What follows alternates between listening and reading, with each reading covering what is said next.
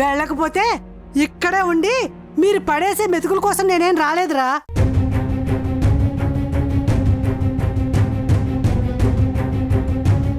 చూడండి, నేను మీలో ఎవరితో మాట్లాడడానికి రాలేదు.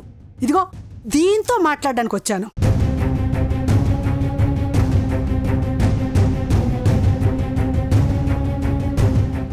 అనవసరంగా మధ్యలో దూరి మాట్లాడితే ఎవ్వరికి మర్యాద దక్కదు చెప్తున్నాను.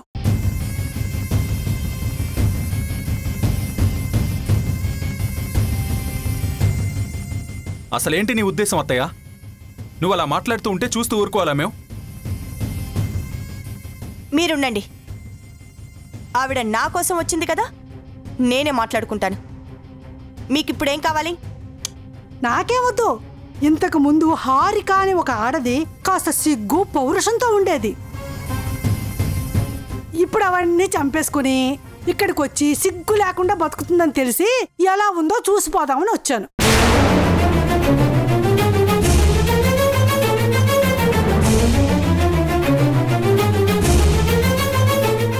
చూడండి, పాత విషయాల గురించి మాట్లాడడానికి, వాటి గురించి డిస్కస్ చేయడానికి నాకు ఇష్టం లేదు.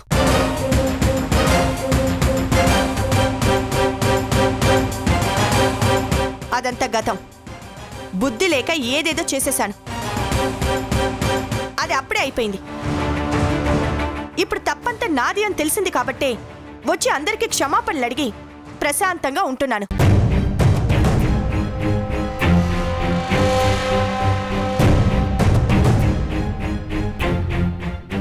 చూడు, బుద్ధి లేని పని చేసింది అప్పుడు కాదు, ఇప్పుడు. ఏంటే, ఈవిడ గారు కన్యత్వ పరీక్షకి వెళ్తాను అని చెప్పేసరికి భయపడిపోయావా?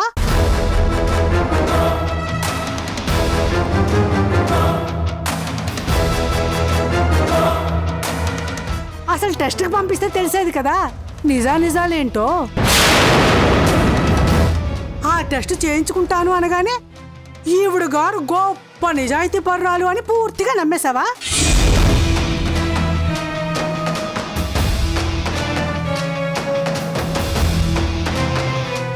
ఆ టెస్ట్ చేయిస్తేనే అసలు వీళ్ళిద్దరు బాగోతం పూర్తిగా బయటపడేది. పిన్ని, ఏ నోర్మై,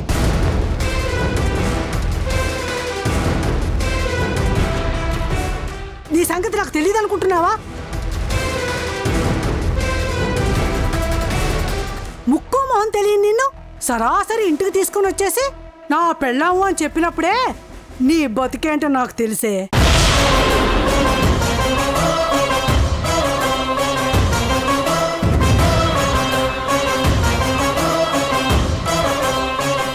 డబ్బులు పడేస్తే నువ్వు శీలవతివి, చాలా మంచిదానివని 1000 సర్టిఫికెట్లు ఇస్తారు.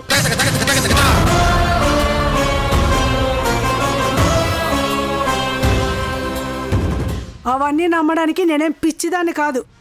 మీ ఇద్దరి గురించి నాకు బాగా తెలుసు. నా కళ్ళతో నేను చూశాను. అత్తయ్య, నువ్వు నోటికొచ్చినట్టు మాట్లాడుకో. నాకు కానీ కోపం వచ్చిందా? ఏంటి? ఏం చేస్తావరా? ఏం చేస్తావు? ఏ, నీ గురించి బయటకు తెలుస్తుందని భయపడిపోతున్నావా? కట్టుకున్న దాని గురించి మాట్లాడితే కోపం రాలేదు, కానీ ఎత్తుకొచ్చిన దాని గురించి మాట్లాడితే మాత్రం పెద్ద కోపం తన్నుకొచ్చేసింది. ఏంటమ్మా ఇలా మాట్లాడుతుంది? ఏ, వాడికేంటే ఒకరికి ఇద్దరు దొరికారు కదా అని హాయిగా ఉంటాడు. అయినా నువ్వెలా నమ్మావు హారిక? ఇది మామూలుది కాదు, పచ్చి తిరుగుబోతు. ఆపండి పిన్ని.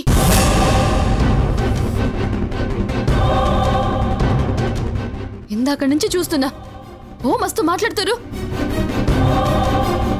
మీ కూతురు ఇంటికి కోడలు కాలేదని నోటికొచ్చినట్టు వాగుతారు. ఇట్లా వాగినందుకే ఇంత దూరం వచ్చింది.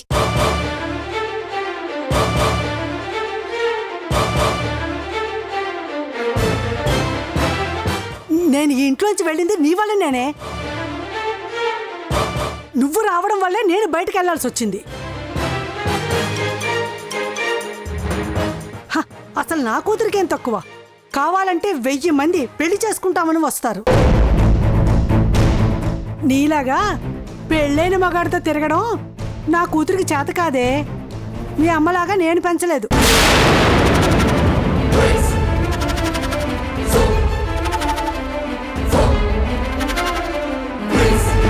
నీకంటే నన్ను మా అమ్మ మంచిగానే పెంచింది. నేను మంచిగానే ఉన్నాను, కానీ మీ బుద్ధే గడ్డి తిని మస్తు మాటలు అంటున్నావు.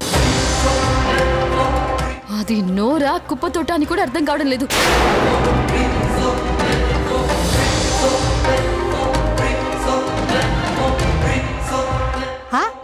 నా నోరు కుప్పుతొట్టయితే మరి నీ బతుకునేమనాలే? మీ ఊర్లో ఎన్నెన్ని వ్యవహారాలు నడిపితే మీ మామ నిన్ను తన్ని తరిమేశాడో. ఎంతమందితో తిరిగి తిరిగి వచ్చావో నాకు తెలియదు అనుకుంటున్నావా? తిరిగిపోద్దానా? ఏంటి నన్నే కొడతావా? నిన్ను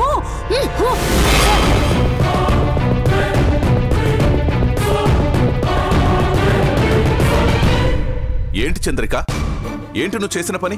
ఆవిడ మాట్లాడుతుంటే చేయి చేసుకుంటావేంటి? ఏంది? మీ చెల్లెల్ని కొట్టే తలకి కోపమైందా? మరి ఆవిడ నా మీద నోరు పారేసుకుని మస్తు మాటలు అన్నారు. అప్పుడేం చేశారు? మంచిగానే చూసారు కదా, గట్లనే ఇప్పుడు కూడా చూడురి.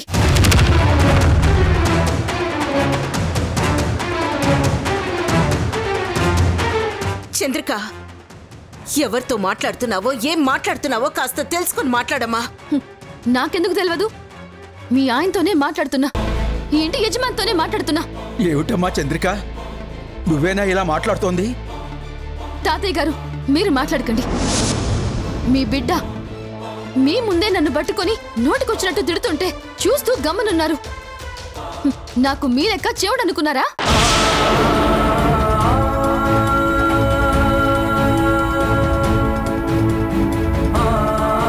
చంద్రిక, ఏంటి నీకేమన్నా పిచ్చా? ఎవరితో ఏం మాట్లాడుతున్నావు? అవును, నాకు పిచ్చే పట్టింది.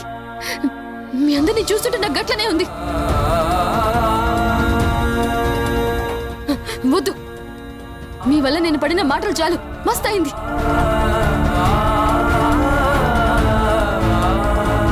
మిమ్మల్ని నమ్మి ఇంటికి వచ్చినందుకు ఎన్ని అవమానాలు పడాలో, ఎన్ని కష్టాలు పడాలో అని పడినా.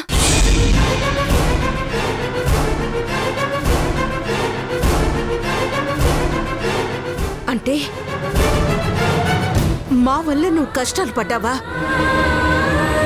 నీ వల్ల శివరాం కత్తిపొట్లు తిని చావంచులు దాక్కపోయొచ్చాడు. ఈయన మా ఆయన అందరి చేత దండం పెట్టించుకునే మనిషి. మీ మామ వల్ల దెబ్బలు తిన్నారు. నీ వల్ల వీళ్ళిద్దరూ చావుతో పోరాడొస్తే నువ్వు కష్టాలు పడ్డావా? అసలు ఎందుకు మీ కొడుకు నన్ను కాపాడిండు? అప్పుడే నన్ను ఇడిసేసుంటే నా సావు నేను సచ్చేదాన్ని. వీడికి తీసుకొచ్చి నన్ను అవమానాలు చేశారు. నేను కాపాడమని చెప్పినా? అంటే వాడు నిన్ను కాపాడి నీ ప్రాణాలు నిలబెట్టడమే తప్పైందన్నమాట. చాలమ్మా, చాలు. ఇంత జరిగాక ఇక నువ్వు ఈ ఇంట్లో ఉండాల్సిన అవసరం లేదు. వెళ్ళిపో. వెళ్ళికిండే ఉంటాననుకున్నారా? నేను ఉండను గాక ఉండను, ఇప్పుడే వెళ్ళిపోతాను. చంద్రిక, చంద్రిక,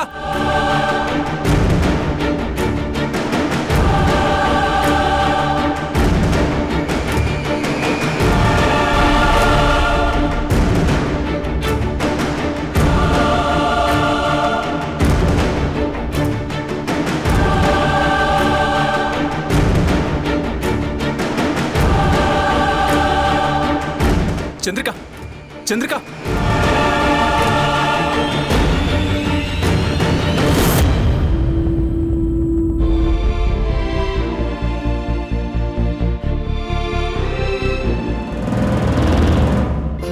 చక్కని సంసారం, చల్లని అనురాగం, జీవితమే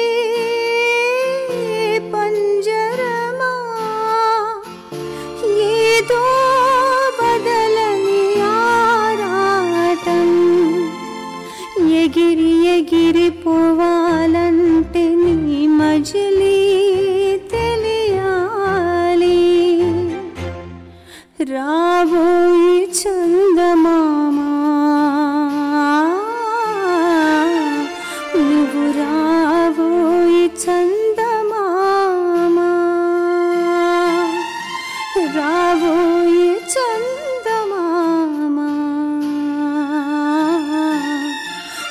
నీవు రావోయి చందమామా.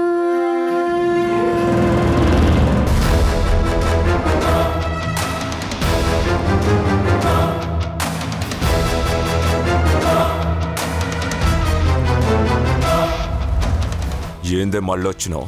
జైలు నుంచి తప్పించుకపోయినా నన్ను పోలీసులు మళ్ళా దొరకబట్టినరని ఎగతాళి చేయనీకొచ్చినావా? సిగ్గులేదా నీకు? పైసల కోసం వండుకునే దానివి నీకు సిగ్గాడిదిలే. అవునయ్యా, నాకు సిగ్గెందుకుంటది? పైసల కోసం పండుకునేదాన్నే నేను. కాని పైసలు తీసుకున్నందుకు తగిన సుఖం అందించిన. ఏ రోజు నిన్ను కాదన్నదే లేదు. గది నా నియమం. నా పని నేను మంచిగానే చేసిన. కాని నువ్వు నాకు నచ్చలేదు, నువ్వు నాకొద్దు అన్న పిల్లని వెంటపడి వేధించి సంపుకు తింటున్నావు. నీకంటే నేను శానా మంచిదాన్ని. నేనెట్టాంటిదాన్నైనా నాకు నీతి జాతి ఉంది. నీకేదయ్యా? ఏయ్, ఏం మాట్లాడుతున్నావే? నరుకుతమలా. నరుకయ్యా, నరుకు. నీకు శాతనైంది గదొక్కటే గదా. నీ నుంచి తప్పించుకోనీకి ఆ చంద్రిక గా కార్తీక్ సాయం అడిగింది. దానికాండి కుంటోణ్ణి చేసినావు. ఆనికి పూజకి బలవంతంగా పెండ్లి చేసి వాళ్ళ బతుకులు బదనాం చేసినావు. గా పిల్లకి రావలసిన ఆస్తి మొత్తం లాక్కొని నీ చేతుల్లో పెట్టుకున్నావు. నువ్వంటే నాకిష్టం లేదని దూరంగా పోయి బతుకుతున్నా గాని కుక్క లెక్కన వెంటపడి గా చందు బతుకుని నాశనం చేయాలని చూస్తున్నావు. ఇప్పుడు చెప్పు, నువ్వు గొప్ప, నేను గొప్ప? ఏయ్, ఏం కూసినావే? నిన్ను సంపుతా. సంపు. నీకు చేతనైంది గిదొక్కటే కదా. ఇట్లా అందర్నీ సంపుతా సంపుతా అని చివరికి ఏడుకొచ్చి పడ్డావు. ఇంకా నీకు బుద్ధొస్తలేదు. ఏం చేసిరని ఆ శివరామ్ గారి కుటుంబాన్ని అంతగానం ఇచ్చేసినావు. ఆ శివరామ్ని పొడిసినావు. ఆయన నాన్నగారిని కొట్టినావు. అమ్మని, అయ్యని, అయినోళ్ళని అందర్నీ వదిలేసి ఏడ్నో గాలికి బతుకుతున్నా. గా చంద్రికని ఇంకా వేధిస్తూ బతుకుతున్నావు. ఏం సాధిస్తావయ్యా? ఏందే కా చంద్రిక నేను కేసుకొస్తున్నావు? దాని మీద నీకెందుకే అంత ప్రేమ? ఎందుకంటే నేను ఆడదాన్ని కాబట్టి. సాటి ఆడదాని మనసు నాకు తెలుసు కాబట్టి. నేను నీ తాన పైసల కోసమే వచ్చినా. నా మనసుకు నచ్చితేనే వచ్చినా. మనసుకి నచ్చకుంటే నీ ఆస్తి మొత్తం నాకు రాసిచ్చినా గాని నిన్ను తాకనిచ్చేదాన్నే కాదు. మనసుకు నచ్చని మనిషి ఒంటి మీద చెయ్యేస్తే ఎంత కంపరంగా ఉంటుందో తెలుసా నీకు? అట్టంటిది నువ్వంటే సిరాకుపడి పారిపోయిన చంద్రికని నువ్వు కావాలని వెంట పడుతుంటే గా చంద్రిక మనసులా నిన్ను ఎట్టా తిట్టుకుంటాదో తెలుసు కాబట్టే చెప్పనీకొచ్చినా. ఇప్పటికైనా మారు. కాదన్న ఆడదాన్ని సెరపట్టినవాడు ఎవ్వడూ పాణాలతో బతికినట్టు లేదు. రేపు నువ్వైనా గట్లనే పోతావు. గది చెప్పనీకే వచ్చినా. సే, నేను బయటికొచ్చినంటే నిన్ను ప్రాణాలతో బతకనియా. గది యాదుకుంచుకో. నేను తెగించే వచ్చినా. నేను పోయినా గాని నా వల్ల ఒక్క ఆడపిల్ల బతుకు మంచిగైనా గంతేశాలు. నీకో నిజం చెప్పనా? ఆ దినం కార్తీ చంద్రిక పెళ్లి సామాన్ల లారీలో పోవుడు నేను చూసినా. చూసి కూడా నీకు చెప్పకుండా దాచినా. ఇప్పుడేం చేస్తావో చెయ్యి.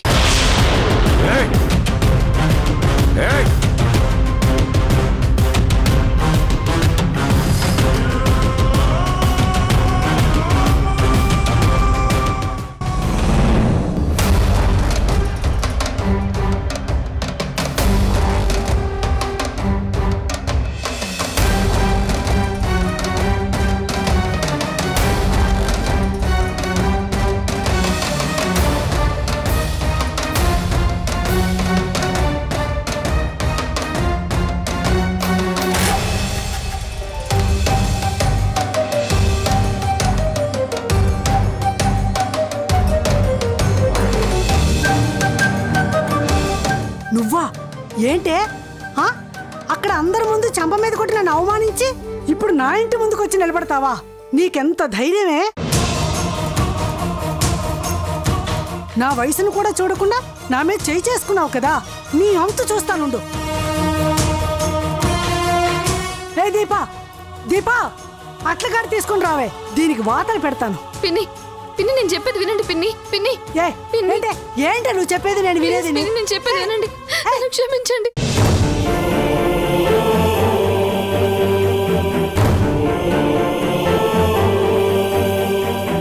అక్కడ పెద్ద పౌరుషంగా మాట్లాడావు కదా, ఇప్పుడు ఇక్కడికి వచ్చి కాళ్ళు పట్టుకుంటావేంటి? వదిలేస్తాననుకుంటున్నావా? ఏంటమ్మా అట్ల కాడెందుకు? అమ్మా ఈవిడేంటి ఇక్కడ? మీ మావయ్య ఇంటి దగ్గర నా మీద చేయి చేసుకుని ఇప్పుడు క్షమించమని అడగడానికి వచ్చిందే. వెళ్ళి అట్ల కాడ తీసుకునిరా, దీనికి వాతలు పెట్టాలి. మీకు ఇష్టం వచ్చినట్టు చేయురి. అప్పటికి కోపం గిట్లా తగ్గకుంటే నన్ను చంపేయండి, కానీ నన్ను మాత్రం మన్నించండి. ఏయ్ లే, అక్కడ మా అమ్మని కొట్టి ఇక్కడెందుకు క్షమించమని అడుగుతున్నావు? నేను చేసిన తప్పే నాకు తెలుసు, కానీ తప్పలేదు. హారికని శివరాం గారిని ఒకటి చేయాలంటే నేను అక్కడ ఉండకూడదు. అందరు నన్ను అసహించుకుంటేనే ఆ ఇంటి నుంచి బయటికి రాగలను. అందుకే ఇంత పెద్ద తప్పు చేసిన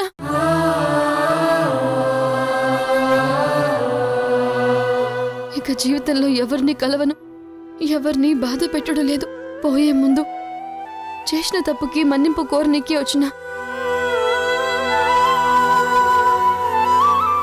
మీరు నన్ను క్షమిస్తేనే నాకు మనశ్శాంతి. నిన్ను వెనకేసుకుని వచ్చి నన్ను బయటకు పంపించిన ఆ కుటుంబం నాశనమైతేనే నాకు మనశ్శాంతి. నిన్న కాక మొన్న వచ్చిన నీకోసం నన్ను అవమానించారు. ఆ కుటుంబాన్ని నాశనం చేసేదాకా నేను నిద్రపోను. పిన్ని గట్లా మాట్లాడకండి. హే, వాళ్ళనే కాదే నిన్ను కూడా వదిలిపెట్టను. ఎంత దూరం వెళ్తావో వెళ్ళవే, నీ జీవితంలో సంతోషం అనేది లేకుండా చేస్తాను. పోవే, పో బయటికి. పిన్ని పిన్ని నేను చెప్పేదేనండి. పిన్ని పిన్ని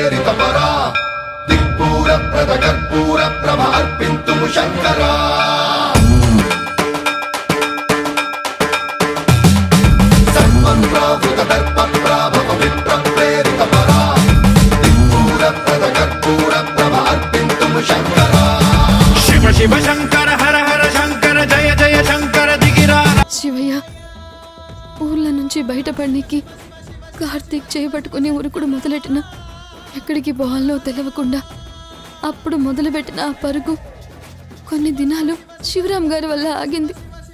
ఇప్పుడు మళ్ళీ పరుగు మొదలెట్టిన ఎక్కడికి పోవాలో తెలియదు. నిన్నటి దాకా నా కోసం పరిగెత్తిన నేను ఇప్పుడు శివరాం హారికల కోసం ఉరుకుతున్నా. వాళ్ళు మంచిగా ఉండాలి అని నేను చెడ్డదానిగా పేరు తెచ్చుకొని బయటపడినా.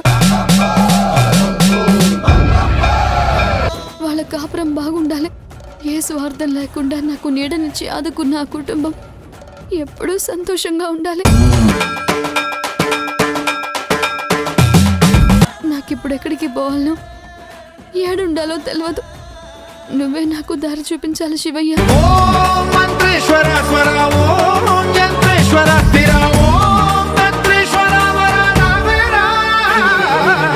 శివ శంకర హర హర శంకర జయ జయ శంకర దిగిరారా ప్రియతాండవ శంకర ప్రకట శుభంకర ప్రళయ భయంకర దిగిరారా.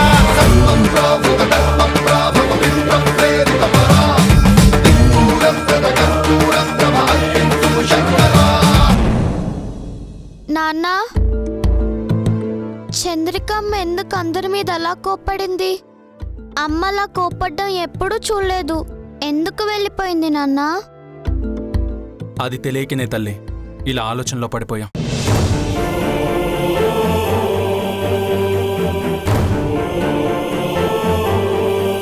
తాతయ్య గారు కాఫీ తీసుకోండి. వద్దమ్మా. ఏంటి తాతయ్య, కాఫీ తాగటం కొంచెం ఆలస్యం అయితే అరుస్తారు కదా, ఎందుకు వద్దంటున్నారు? ఏమీ లేదమ్మా, తాగబుద్ధి కావడం లేదు, వదిలేసాయి.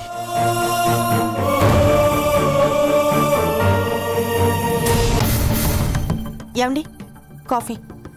వద్దు. కాఫీ నాకొద్దునా. పోనీ మధ్యాహ్నం భోజనం అయినా చేస్తారా, లేకపోతే అది కూడా మానేస్తారా? చెప్పండి. ఎందుకంటే అన్నం వండాలో లేదో తెలుసుకోవాలి కదా. అమ్మా, ఎదుటి వాళ్ళ మనసులో ఏముందో తెలుసుకోకుండా నీ నోటికి వచ్చినట్టు మాట్లాడకమ్మా. ఇప్పుడు నేనేం మాట్లాడానో చెప్పండి. మీరే కదా అన్నీ మానేసుకొని కూర్చున్నారు.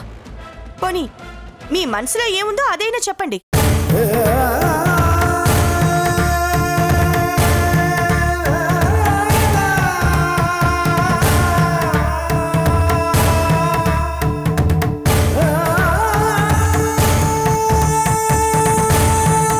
చెప్పండి తాతయ్య, నేనేం తప్పు మాట్లాడానో చెప్పండి.